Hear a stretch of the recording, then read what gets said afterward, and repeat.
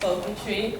And before we start, we just want to give a trigger warning. There are some really serious topics that we will be discussing, so this is just a warning. We're going to introduce ourselves. Hello, my name is Ope Falako. I'm Joelle, and I prefer she, her pronouns. I'm Kyra, I also use she, her pronouns. Julianna, I use she, her pronouns, and I was running my club with Deja. I'm Ray, I prefer he and him pronouns. And my name is Deja. I use she, her pronouns, and I will be filling in for one of our delegates that is not going to be created.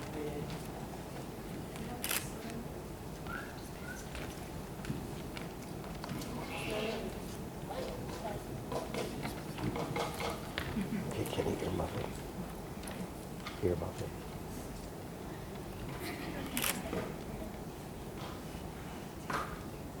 An overweight black girl walks into a bar and so do the words, she thick like a milkshake, bet she's besties with cake.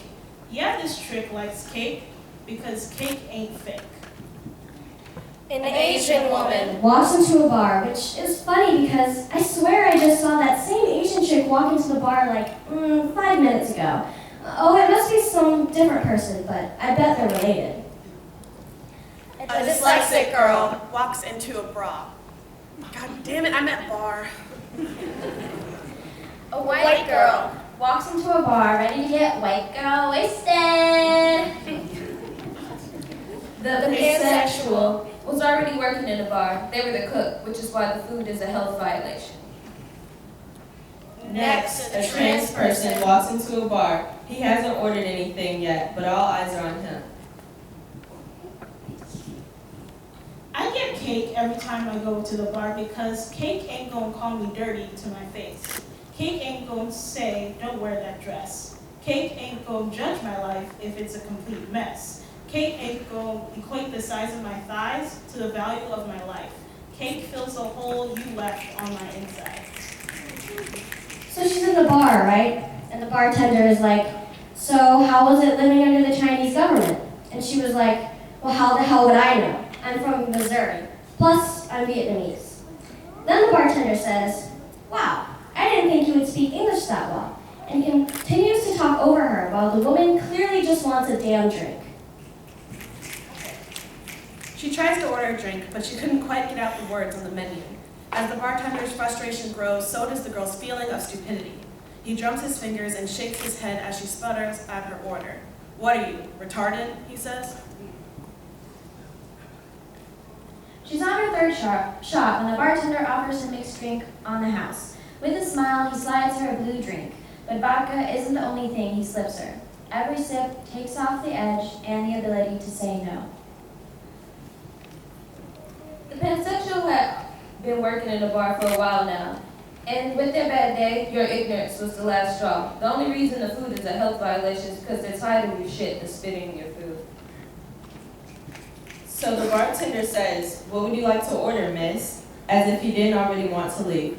Quietly he whispers, sir. Cake can't undo fate. When you're 2 times more likely to think about death and you turn to pills and prescriptions to fit into a box you'll be too big for anyway, so why even try?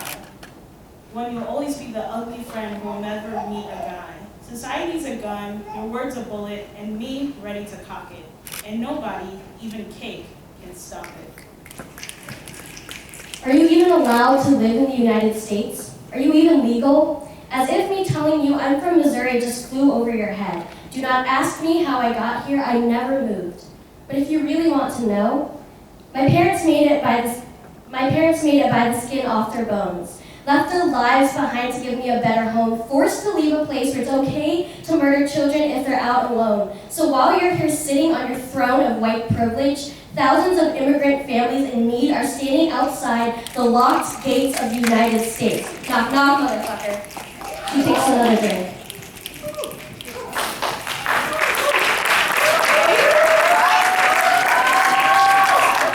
Offended, she tries again. Upset that he could jump to a conclusion that before she could order the drink properly.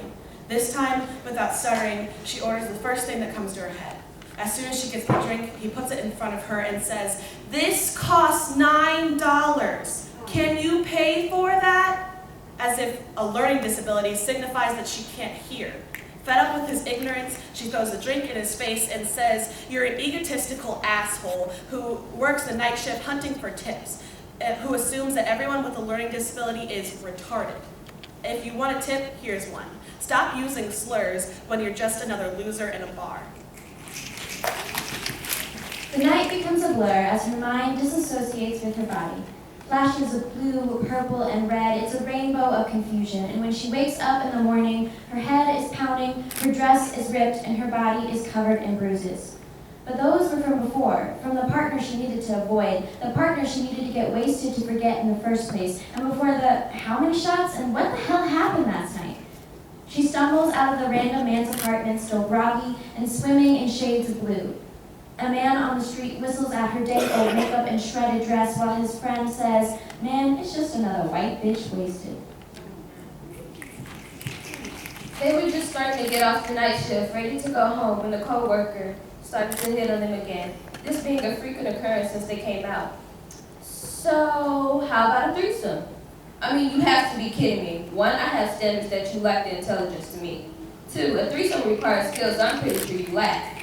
3, I'm a person. I am more than my sexual orientation. I've been shunned by my society, my friends, my family, and I won't stand for this bullshit."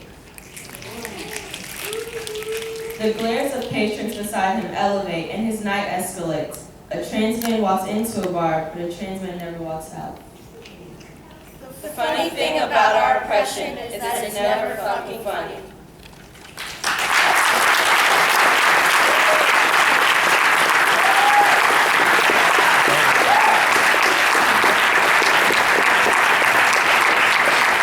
All right, next up, we got my little friend over here, Treasure, birthday girl.